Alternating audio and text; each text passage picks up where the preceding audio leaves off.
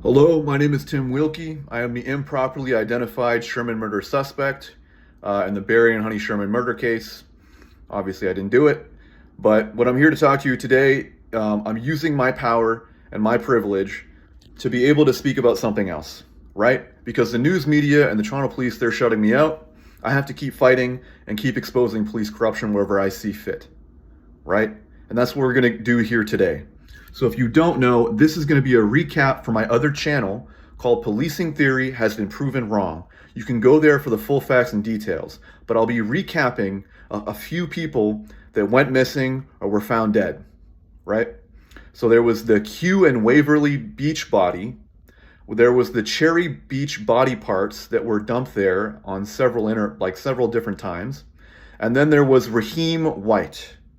Now let me start off with Raheem White, because this is a personal one, right? Because I talked to Raheem's mother, Rose, and what she told me, right, was that the Toronto police tried to leave her in the dark.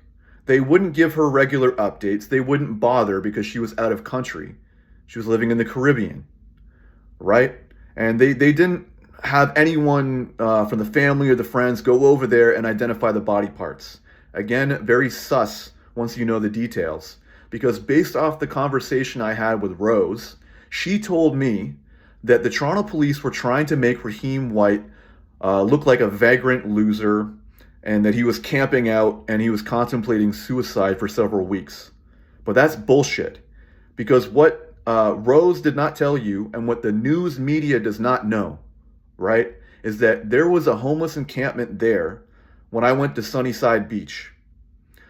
The person that encampment belonged to was a homeless guy named Dave. And at the time of speaking with him, he said that he lived there for the last 4 years, right? And when I got there, I don't know if he was even aware of the belt that was on the tree. So they did not take that belt as evidence for a possible murder in the death of Raheem White. So it looks like a lynching.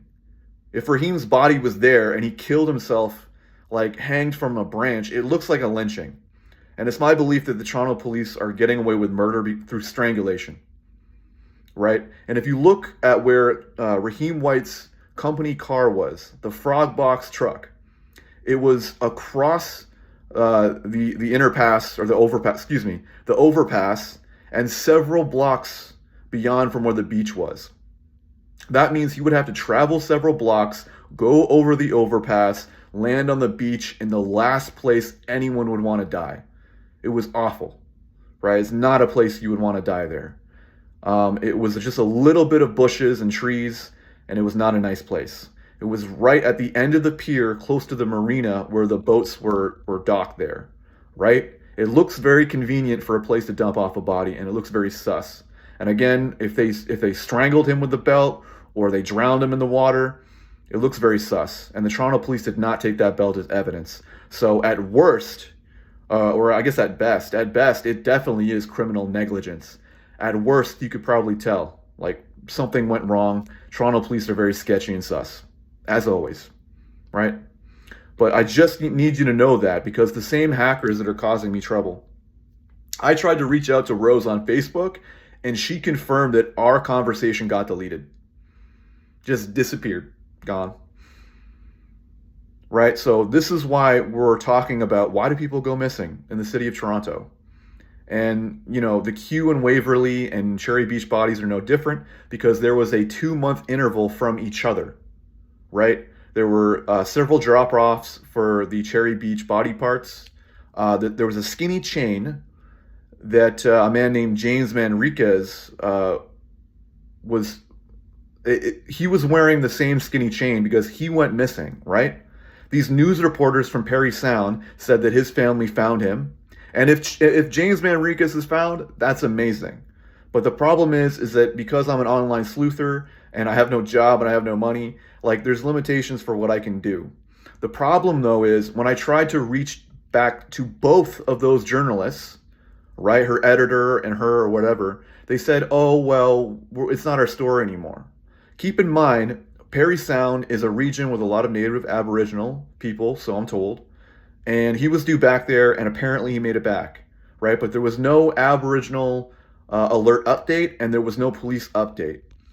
So I just want to bring it up. So if James Manriquez, if you're cool and you're good and you're safe, then that's awesome, man. Like seriously, I'm glad you're safe. But it just makes me wonder because he had that same skinny silver chain. The body parts were of the same skin tone, right? That olive skin tone. Matched the same height, I think, relative height. Uh, Also, he was wearing a Cotton's Best t-shirt. Cotton's Best is a brand sold at Kensington Market at a store called Cotton's Best. Cotton's Best t-shirt brand. It's the same brand, right? And in that 2-month interval, there was also a body found at Kew and Waverly.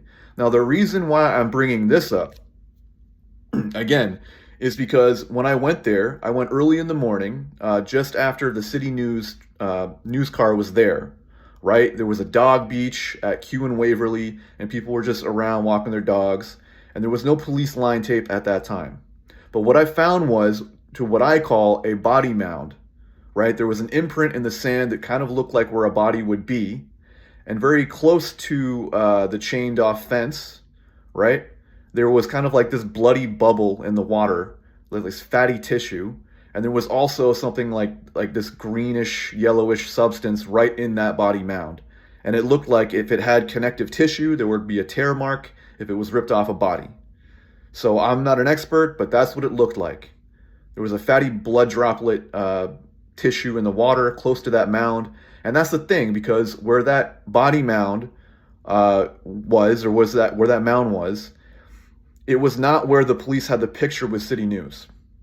There was no footprints going into the water where they say they found the body, right where the life buoy was from the lifeguard. There was no footprints going into the water like they said they were, right? There was only footprints going adjacent along the water's edge, but again, no footprints going in. So could someone have drowned this person at Kew and Waverly, right? There was also, just a quick fact, there was also a green coconut that was in the water. And I thought maybe, Kensington Market, Cotton's Best t-shirt, it leads back to Kensington. If it was a person of, West Indian descent or Jamaican, maybe that person died in the water, that person was homeless, and maybe that coconut belonged to them. That was my thinking. But a previous comment also said that the coconut, there's a guy, goes to the beaches at Sugar Beach, has green coconuts. I don't know. That was some comment that was made. So if you track down that guy, maybe ask him, hey, do you know what happened at Kew and Waverly? Right? Because the police they're not helping. Why do people go missing in Toronto? Why do they go missing? I think it's police corruption. I think they posed there for the wrong reason. I think the police put the body from where the mound was. He drowned in the water. They brought him up to where they did the photo shoot. That's the word I want. Photographer. Interesting. So they did the photo shoot with City News apparently. Right? City News wouldn't tell me shit. But I just find it very sketchy. Because if there is a 2-month interval between those bodies, why? Why? That's what I want to know. All right, was James Manriquez found? Number one, did it relate to the Kew and Waverly? Is there another serial killer going around? Because also in my video, you can go back to my YouTube channel, Policing Theory Has Been Proven Wrong. Right? You can find all the content there. And it'll confirm everything I also said. But just know, Raheem White had an upward trajectory. He was about to start a career with IATSE, being probably a state technician, right? There was no reason he was suicidal. All of his friends that I talked to did not think he was suicidal. They made it seem like the news painted his girlfriend in a weird way, right? And I want you to know that, and I want you to know that someone deleted my comments when I tried to reach Rose on Facebook. So you need to know that, right? Sketchy all around. The Toronto police are definitely responsible for criminal negligence, in my opinion. All right, and they need to be held accountable. So that's why I'm here. My name is Tim Wilkie. I am the improperly identified Sherman video suspect. It's the 7th anniversary of the Shermans. I misspoke my last video, but I'm using my power, my privilege, to try and point out to this police corruption, because once again, the Toronto police and these online internet people who are hacking my shit, they're causing me some real issues. They're causing me some problems, right? And this is the only way we're going to fight back, because if they don't want us to have a conversation, then fuck them, right? We live in a democracy. Do we live in a country that should be fair and equal to everyone? If not, go fuck yourself. This is why I'm uploading this video. Thank you so much, and have a great day.